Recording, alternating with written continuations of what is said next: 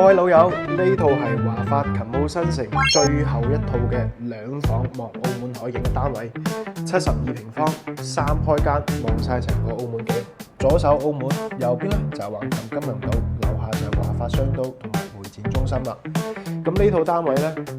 非常正嘅兩房，3.2米左右嘅一個客廳開間。大家見到嘅交標呢啲都有晒啦，包括餐台、餐凳啊、中央空調、櫃都幫你做好晒噶啦。咁啊入邊咧就係休息區，右手邊第一個空間係一個 U 型嘅廚房，呢個咧係可以明火嘅喎，各位朋友，而且咧佢係民水民電嘅。